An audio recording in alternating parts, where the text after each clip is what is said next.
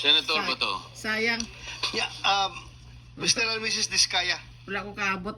dito sa paragraph 10 ng inyong sinumpaang salaysay, Saan si Senator Bato? sinabi nyo dito, ngunit nung nagsimula ng makilala ang St. Gerard Construction, dumating naman ang panibagong pagsubok.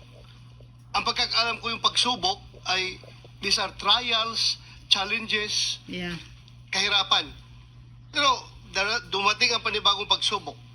Unti-unting nagsilapitan ang mga district engineers at mga regional directors ng DPWH at mga chiefs of staff ng mga mambabatas na nag-aalok ng mga proyektong sinasabi nilang pundo ng mga mambabatas. I don't think pagsubok ito. Kung ako ay kontraktor, grasya ito. Grasya, hindi ito pagsubok, grasya. But that's beside the point. Ang gusto ko lang ma-establish dito ay, totoo ba talaga na sila ang pumupunta sa iyo para mag-alok o ikaw pumupunta sa kanila humingi ng project? Mr. Chair, ano po, Which is which? kadalasan po pag lumalabang kami sa bidding, Oh. lagi po kaming talo, disqualified. At kadalasan po, tinatakot pa kami na mabablacklist kami. So Dahil kung talo nakatatlong ka, disqualification kung na... talo ka, magsumikap ka, magkakuha ka ng project, pupunta ka sa kanila. Bakit ang sinabi mo sa affidavit mo is sila ang pupunta sa iyo? Kadalasan po, qualified po kasi ang license namin. Kaya nilalabanan namin. So, kaya misa po, kami na po ang nilalapitan dahil kadalasan po, nilalabanan nga po namin yung mga projects nila. So, Okay, thank you. pinararating nila na Teo, andito yung regional director ng DPWH ng Region 5. Mr. RD ng Region 5. Ikaw ba'y isa sa mga Lumapit? regional directors ng DPWH na pupunta kay Diskaya para mag-alok ng proyekto? Wait. This is in connection with the earlier question of Senator Sherwin na parang ang nangyayari, bawal na nga, unconstitutional na nakikialam yung kung sino-sino pagkatapos na mailagay na sa NEP. Ay binanggit mo yung pangalan na dalawa, Regional Director Eduardo Berhilio at Assistant District Engineer Henry Alcantara.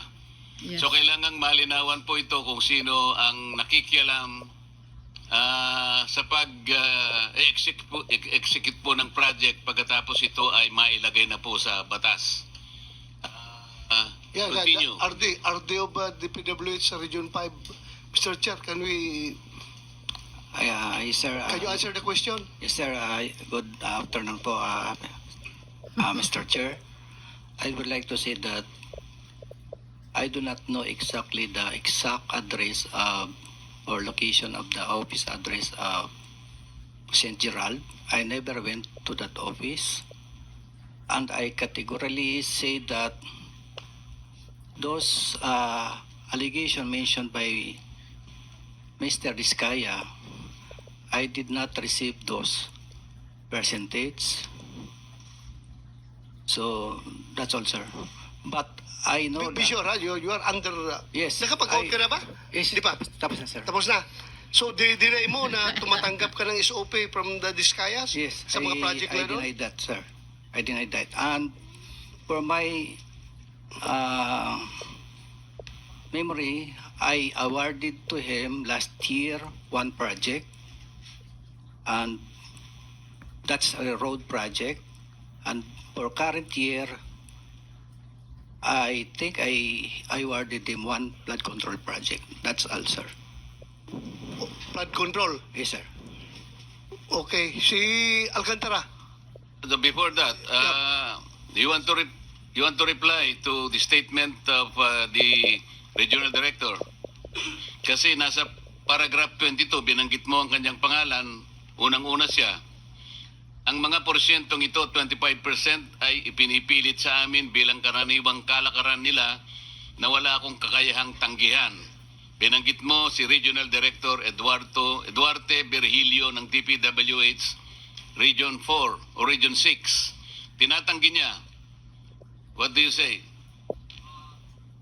Mr. Chair, katunayan nga, nung makalawang araw, bago po yung humihingi ako ng tulong sa kanya kasi na-freeze ng bangko ang mga account namin kahit wala pang court order ng AMLAC, sabi ko na baka pwede pong makautang at makahingi ng tulong. So ngayon po, ang nangyari po nito, mukhang naramdaman niya na magsasalita na ako kaya sinauli po niya yung 25% plus parking fee, kulang pa nga. Opo. Kailan nangyari ito? Nung makalawa lang po, yung engineer, yung driver po niya ang nagsauli. No, 3 days ago. 3 days ago. Tapos yung pangalawa na sumunod, yung parking fee naman ang isinauli.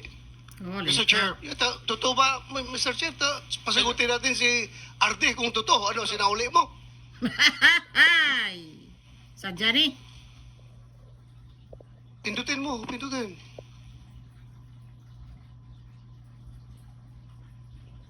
So, sino ang totoo? Sagutin mo kung Sino totoo ba na nagsasabi ng sinauli mo totoo? yung 25% na SOP na binigay sa'yo.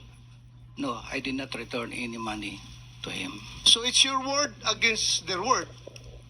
Yes, sir. Sigurado ka, Yes, sir. kapag mapatunayan namin ito, Contempt. we can cite you in contempt. Yes, sir. Ah? So ano? Bali yung driver po niya ang inutusan niya. Tapos... Sinong driver niya? Anong pangalan? Ano po, bali si ano yun? Okay lang, Mr. Chair. Yeah, Silipin pakicheck. ko sa phone ko. We need the truth. Hindi tayo dito Anong pangalan ng driver mo? Arde. Bago siya magsabi, anong pangalan ng Arde mo? Siya na muna driver mo? para... Ang pangalan po niya na alam ko lang ay June, tao ni R.D. Virgilio Eduarte. Tapos kinuha naman po ng aking engineer yon, nagkita sila. Kasi natatakot na siyang ibalik sa akin sa office yung pera. Kaya nagkita lang po sila sa isang lugar. Parking yata yon, sa parking. Ano, na. Arde? Deny blues na. My driver, the name is James po. James Bond. James. Sige, James Jr. Sige, kayong pagbalik, kalimutan natin. Doon tayo sa pagbigay. Pagbigay, sino nagbigay ng 25% sa kanya? Ano po, yung driver po niya, inutusan niya. Hindi, pagbigay. Hindi yung pagbalik. Sinauli mo ang 25%, di ba? Hindi, siya po ang nagsauli ng sa akin, ng pera. Sinauli niya sa'yo. Opo, binalik so niya. ngayon, dinay niya. Mhm. Ngayon, dito tayo mag-concentrate sa pagbigay mo. Nung binigay ko po, nagtatawagan lang po kami, tapos pumupunta po sa office namin yung driver niya para kunin yung pera. Anong pangalan ng driver niya? June lang po, hindi ko kilala yung ano. Pero sa akin po yung contact number ng tao niya. June ang pangalan. So, wala kang isa sa uli kung wala siyang binigay. Di ba? So, ibig mo magsabihin na wala siyang binigay sa'yo? How much is 25% of that particular project? Kung 150 million po yun, di 25% po nun. Mahina lang po ako sa computation. Wala akong... 25%, 25 million Pa- plus... 27. Oh, Parang ganun po. oh, Parang 30, around 30. Opo. Mga naglalaro po sa ganyan. So, you are denying na wala kang natanggap sa kanya? Kaya wala kang sinauli? But he just admitted na may sinole. Ha? Kala ko may admission na sinole. Wala rin. Hindi siya Hindi siya nag-agree. Anyway, Mr. Chair, we will... Mr. Diskaya, alam mo yung cellphone number ni Tawagan. Regional Director? Okay lang po, basahin ko. Hindi, alam mo. Ay, opo. So kapag kung totoo ang sinasabi mo na nagbibigay ka nga ng ganitong komisyon, tinatawagan mo siya kung natanggap o hindi. Yes po, Your Honor. Ano yung ano ang CP number niya? Okay lang, basahin ko po. Kasi kahit cellphone ko, hindi ko kabisado eh. Hindi, wag na, kasi hindi natin pwedeng ano yun. Mhm. Pero alam mo yung number niya. Opo. Mamaya ay pwedeng makita ng staff namin na talagang siya nga number niya yan. Opo.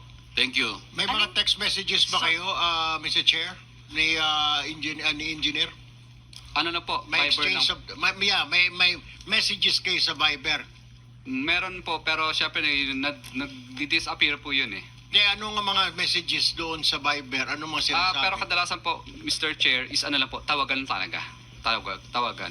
So kung tawagan, wala tayong problema, Mr. Diskaya, kasi yung mga phone logs ng mga calls mo, sa pagitan mo at saka kung sino pa, dito ay kay Director, Diba? 9 Regional minutes na Director, Mr. Chair?